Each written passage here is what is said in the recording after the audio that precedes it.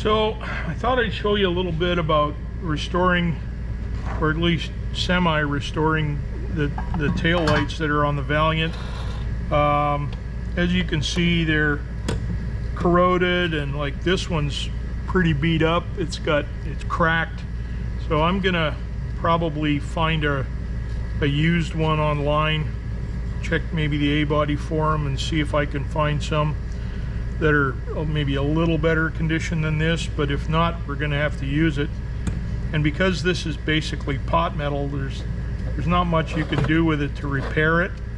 You know, it just is what it is. But again, you know, this isn't concours, and you know, we're not going to Pebble Beach or anything with it. We're just gonna go down the drag strip, so should be okay. But you know, like, this is typical of a car from the 60s. I don't know if you can see the cracks in that lens and stuff, but you know, they're pretty boogered up, and you know, I'm gonna try and find some replacement lenses. They don't make these. The 67 was 1 year only. They don't make them. I've looked at on Classic. I've looked at all kinds of OEM places that do restorations, and they just don't have them. So it is what it is. I'm gonna maybe give Lason's a call and see what they've got up in Oregon. But anyway, what I'm gonna do here now is I'm gonna go ahead and probably start polishing this one and getting it cleaned up. It's not great, but it's gonna be the best that I've got. And so we're gonna just try and clean it up as best we can and polish it up, and then when we get done cleaning it all up and get the chrome as good as it can be, because it's pitted and stuff, I know it is what it is, but when we get it as good as we can, then I'll mask them and I'll get ready to paint the original. You can sort of see here, this had a black stripe that went all the way around, and I'm just going to put that back on.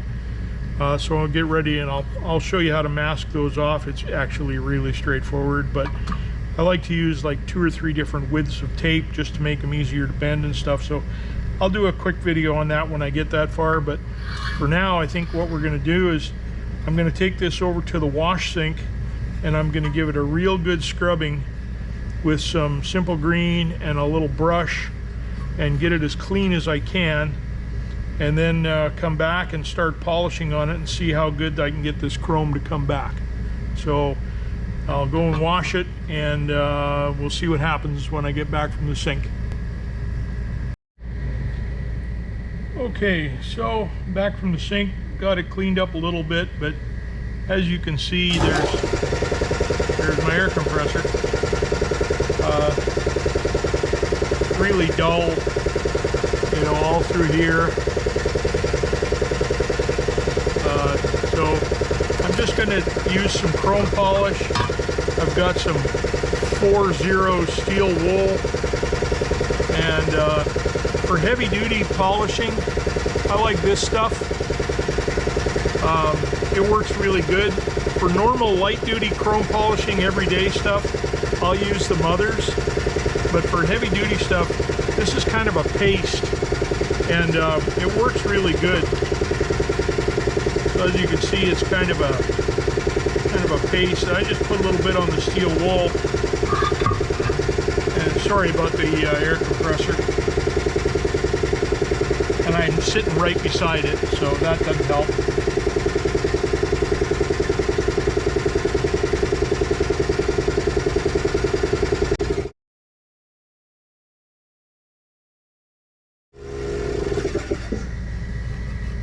Okay, so as you can see, this stuff, it's fairly aggressive, but it doesn't scratch the chrome. But like in here where it's all gray and just that oxidized old yellow stuff that's on there, just put a little bit more of this on here. And I just put it on with my finger or whatever, but I don't think there's any real rocket science to it.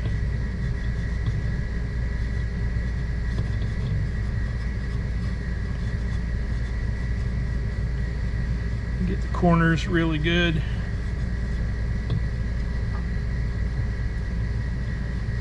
If you ever want to look at somebody's detailing job, look at the corners. You can tell right away if they did it in a hurry or they took their time and paid attention, because corners are a commonly missed place for detailing. All right, so first pass with this coarse stuff, I'm just going to polish that off and see how we did. And it looked pretty bad when I started, but I can see I missed a few spots.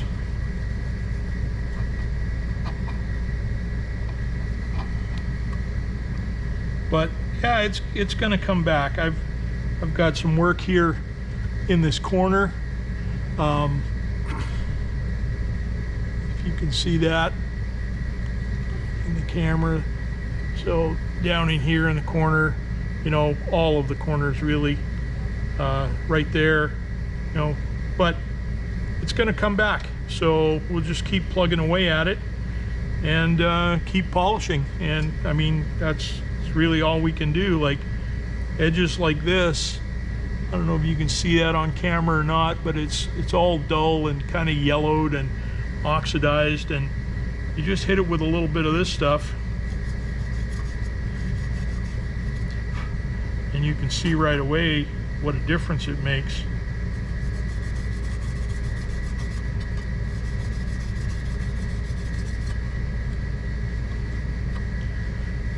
Helps the scratches that are in the chrome show up, that's for sure. But anyway, so I'm not gonna make you sit through me polishing the whole piece, but I just kind of wanted to show you the process. It's tedious and there's lots of tiny little corners and lots of detail areas, but I'll bring you back when we're ready to mask it.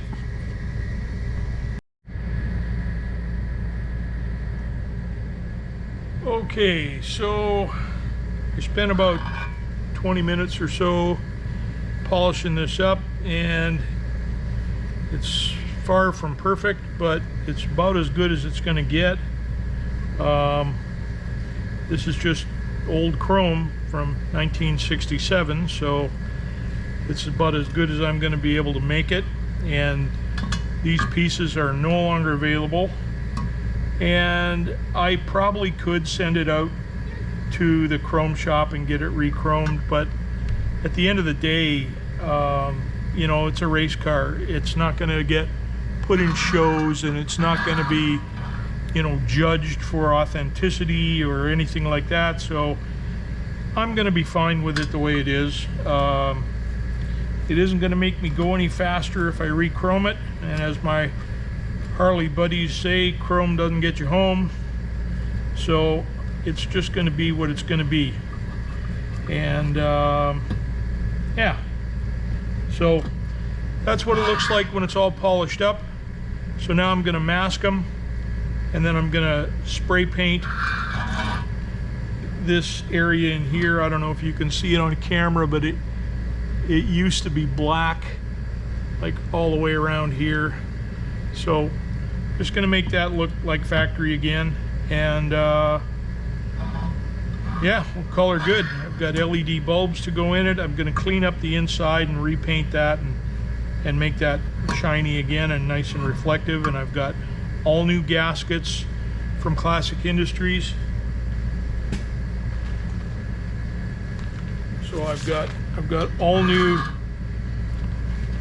foam gaskets for the taillight housings themselves that goes in the back in here.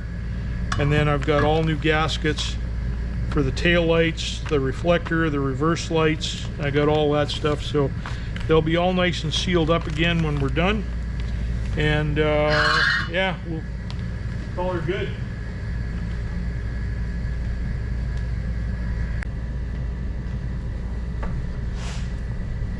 Okay, so I'm gonna try and restore these taillights as best I can. They're pitted, and I'm not gonna re-chrome them for a race car, so I polished them up. But what I want to do is I want to make this area in here black. It was originally black, and I'm just going to shoot that with flat black spray paint. But before I can do that, I need to mask off the chrome that I don't want to make black.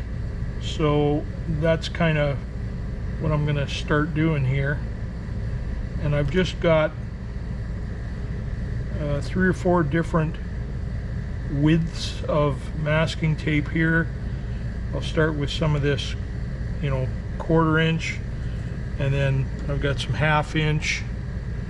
I don't know if you can see that. There's some 1/2 inch, and then I got some wider stuff, and we're just gonna mask these off and then get them ready so that we can just shoot them quick. Just basically, I'm just going to use a spray bomb. There's nothing too fancy about this. And then, so what I'll do is I'll do all sort of the rough masking in first, and then when I get to the end, I'll start trimming these ends and making things fit. Obviously, like this, I'm not gonna, mask over where I want to paint it. So I'll just take an X-Acto and I'll trim all that out. But I'm just gonna go through and mask these all up and get them ready for painting. And this is kind of boring stuff to video, I realize, so I'll probably just bring you back when I get a little bit farther along. Maybe when I get them all masked up and ready for painting, I'll bring you back and just kind of show you.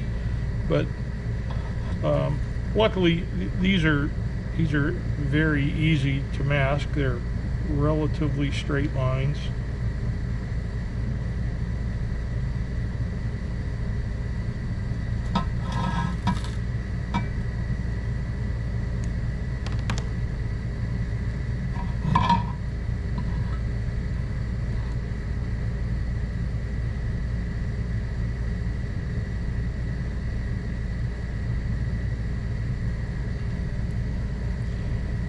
That.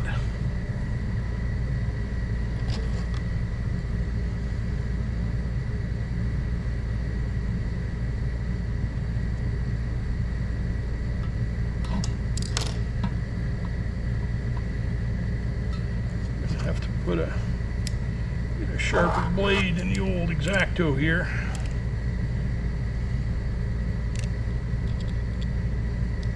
Take a couple of those off. Oh, of course, it always happens, right? They score it where it's supposed to break, and it never breaks there, but I think that'll be sharp enough to trim these now anyway.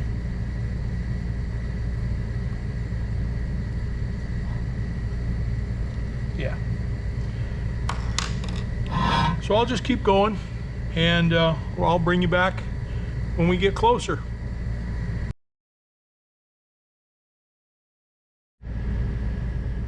So that's what it looks like when we get it all masked off, ready for paint. I'm just gonna scuff that chrome up a little bit once more with some steel wool and shoot the flat black on there, and that one will be done. So pretty straightforward, and I know they're not going to look new when they're finished, but they'll be good enough for the race car and the folks at drag week or sick week or wherever it is we show up. So that's that for now. I'll bring you back when we've got something else.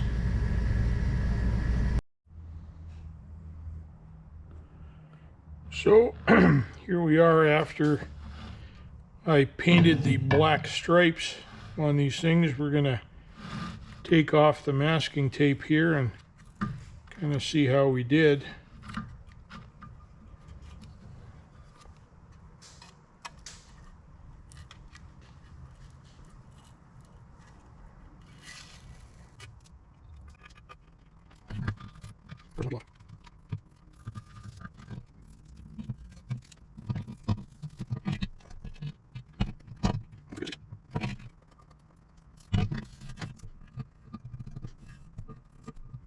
Nice little piece, right? It's always got to give you a hard time.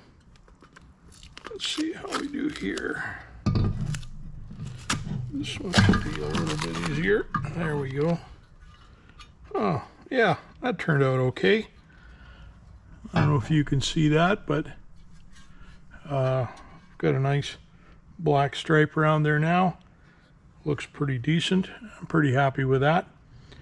We'll get some lenses in these things, and they'll be not as good as new, but quite a bit better than they were. So we'll see you later. Okay, well, today we're going to finish polishing these up and reassemble them and get them ready to install in the car when it comes back from the paint shop. So I've got a set of new gaskets that we're gonna install, and I'm gonna polish up the lenses on the tail lights and make those as good as we can. Again, none of this stuff is going to be new, but at least it'll be better than it is. So so here's the foam gasket for the reverse lamp housing.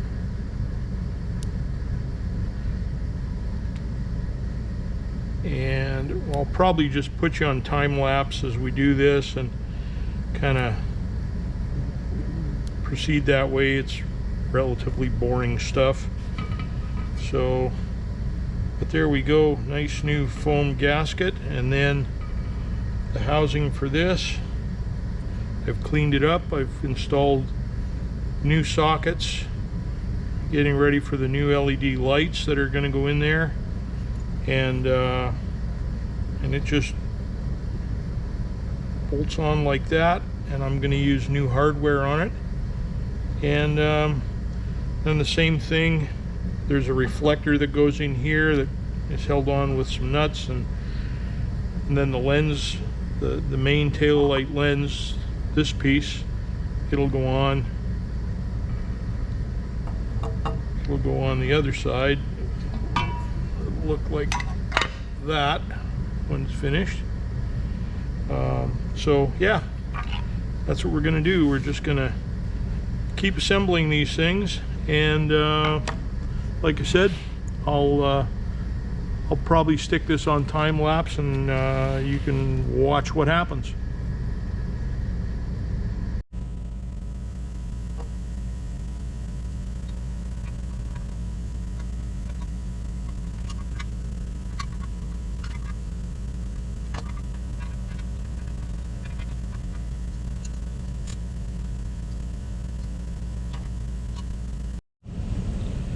Alright, glue the gasket in place here, and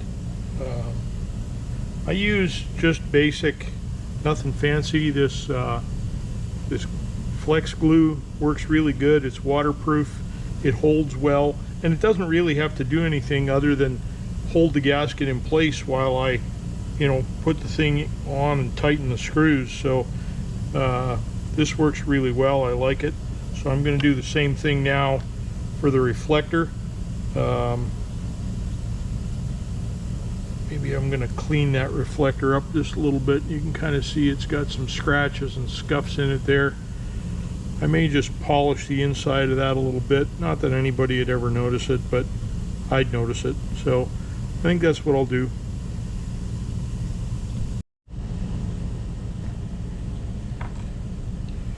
So while I'm polishing this and trying to get it cleaned up, I'm just using some rubbing compound and then some of this Novus plastic clean and shine just to kind of clean the rubbing compound out. And then, always way back in the corners, it's difficult to get all of the compound out.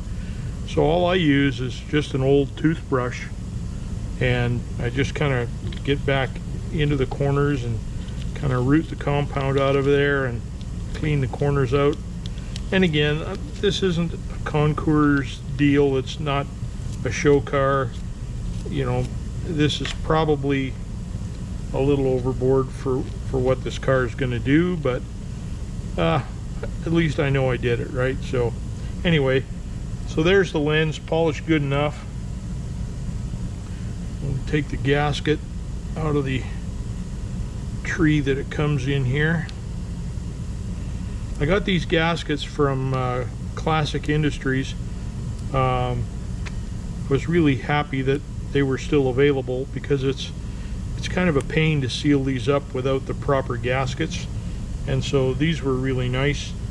I'm not going to put glue on the reflector, simply because frankly I don't care if water really gets in behind it or not, and I don't think it will, simply because the way this thing goes in there. And then there's a metal plate that goes on top of it, so this goes in thusly, and then this metal plate fits down on top like that, and then these little nuts, which are a pain in the posterior, they hold that plate in.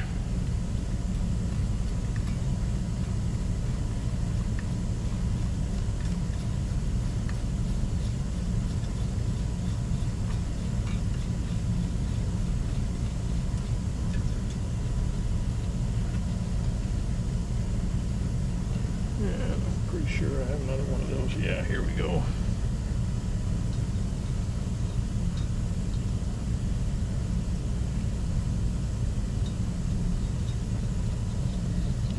And when you install these, you install them, you know, flat side down, so that the flat side is what butts up against the part that you're fastening.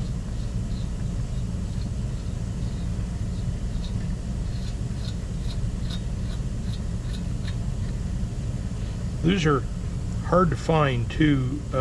You could use just regular wire nuts, I suppose, but or whatever they're, speed nuts or whatever they're called. But these are the originals, and I'm just reusing them. And they don't have to be, you know, gorilla tight. I just want to compress that gasket and make sure that, you know, it's not going to come loose. I don't want to tighten them so much that, you know, I crack the plastic or anything like that. So just kind of be ginger careful with it and pay attention. And then what I'm going to do is once I get them kind of snug where I think they ought to be, I'm just going to put a couple of drops of wicking Loctite on here. When I do the whole assembly, I'm just going to put some wicking Loctite on there and let that wick in. Yeah, so now I'll tighten this one down. I think I'm going to put a couple of little washers under these screws, just to make sure that they tighten good. So I'm going to run over and get some washers and tighten that down, and then I'll install the big lens, and then I'll bring you back and show you what that all looks like. Okay, so there it is, sort of the finished article, or at least as finished as I'm going to make it. And that'll be the passenger side taillight assembly. So now I'll just put the other one together and away we go.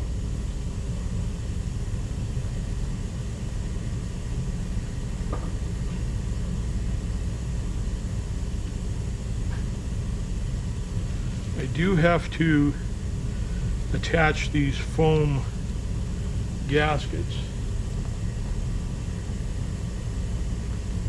Actually, now that I'm thinking about it, I do have to attach this foam gasket to the back side of this housing. So this is going to go on there like this, and I'm just going to use some more of this this white glue, this flex glue stuff, and I'm just going to attach that on. and then this will be pretty much done. Gotta make sure this gets put on in the right spot, make sure it fits before we start gluing stuff. Oh yeah, that's gonna be fine. So glue that on, and then just rinse and repeat for the other side, and away we go.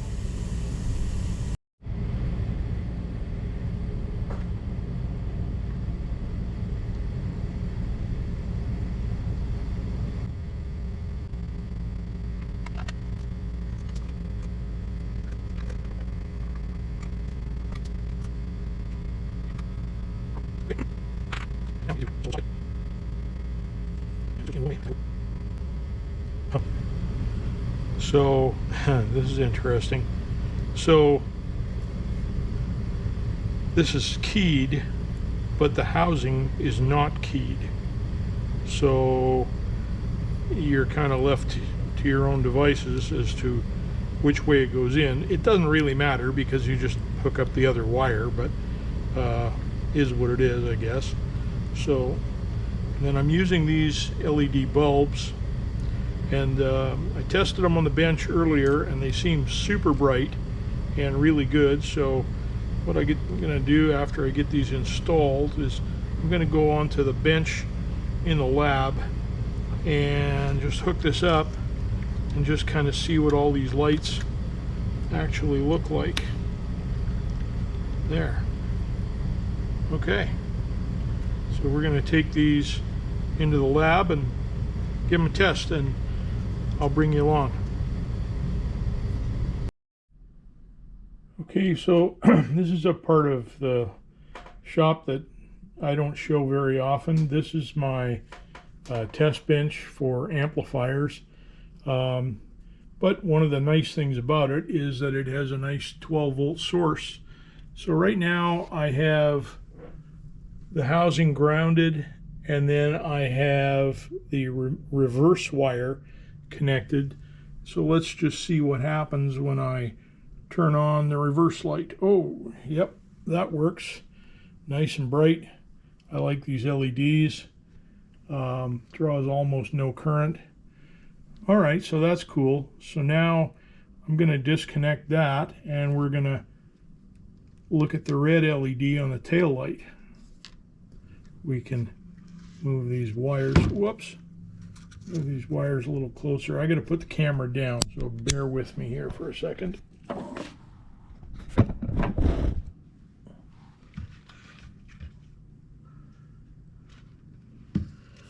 try to get that to balance there without going too crazy. Doesn't want to balance. Of course it doesn't. All right, I'm going to have to put it down like that, I guess, to test this. I don't know if you can see that. I guess you can sort of see that. All right, so I'm going to turn the juice off. I'm going to hook up. And because that key is not marked, I don't know which wire is which. So, okay, so that looks like just regular taillight, I would assume. And then if I touch the other one, it should get a lot brighter. Oh, wait, well, yeah. So that'll be turn signal, and that one is park light. Yep. Cool. Everything works. And the reverse.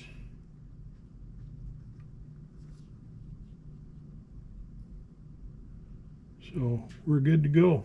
I'm going to test them both, and then we'll go from there. But so far, so good.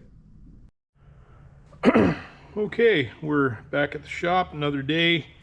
We completed the assembly of these things yesterday, and today I'm labeling the wires, and I like to label everything. This is just I don't know if you can see that, but this is just basically white heat shrink with black print on it, and I use a Brady label maker. Works really good. The the cartridge is just heat shrink. It comes in different sizes and colors and different stuff, but white with black works for this. So I'm just making up some labels. Just going to label the wires.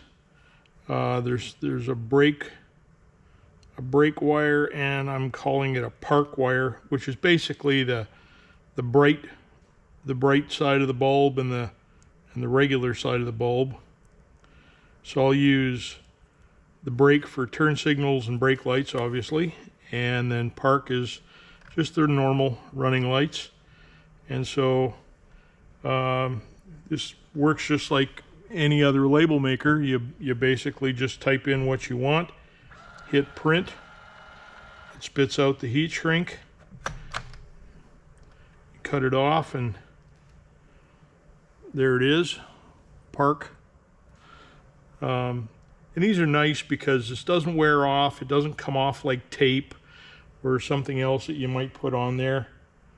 So I just like to label all this stuff, and then there's no guessing. When it comes time to do the wiring in the car, everything's labeled. I know where everything's going. It's just easier to deal with. Sometimes, there we go. It's a little bit tough to get the heat shrink to spread apart so you can get the wire in it, but there you go. So same thing. And then I don't like to do heat shrink with like an open flame or something like that. I generally will use my heat gun, and I can show you that in a second. So now we're just going to do the reverse. I'll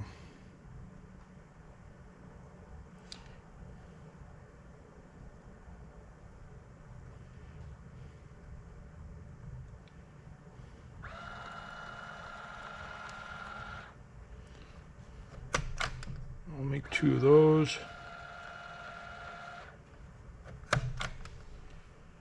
And we're good. Turn the label maker off.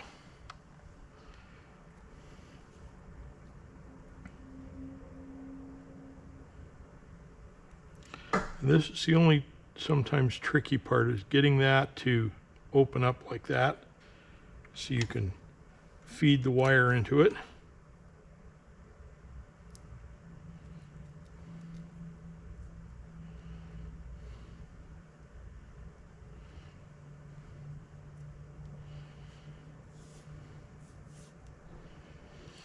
I mean, it's obvious that this is the reverse light. I don't really need the label, but you know, it's being thorough. It's a good habit to get into. And yeah, it takes a little time, and you know, but at the end of the day, I think it's just a better way of doing it. And especially if it's a customer's vehicle, I'll always label stuff like this. And I try and get the labels approximately the same distance to the connectors on all of them. And then I just take my handy dandy heat gun, and I've got this set for about 450 degrees. And we'll just heat shrink these on.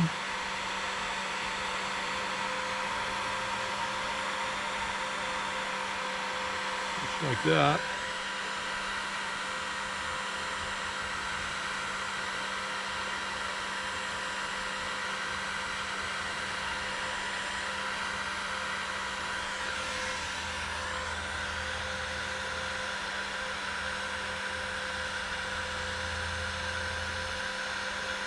The other thing, again, absolutely doesn't make any difference at all, but I like to make it so that the beginning letter of the word is closest to the connector.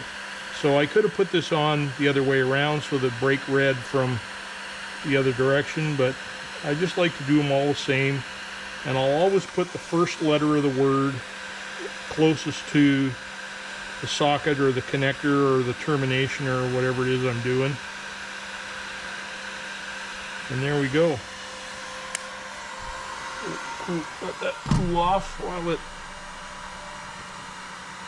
wants to, and we're done. So again, you know, pretty straightforward. nicely labeled, sort of professionally looking, done. And now these are ready to go and be put on a shelf, and they're ready for final assembly. So I just wanted to show you that. The label maker, it really makes life easy when it comes time to wire the car, especially when all the wires are black, right? So I figured I'd give you a chance at seeing how I do it. There's a million other ways to do it. This is certainly not the only way or the best way. It's my way. So that's it for now. So as always, thanks very much for watching. Like, comment, subscribe. I'd love to hear from you if you have a better way to do things or questions, whatever. Feel free. It'd be great. So again, thanks for watching. I appreciate it, and we'll catch you next time.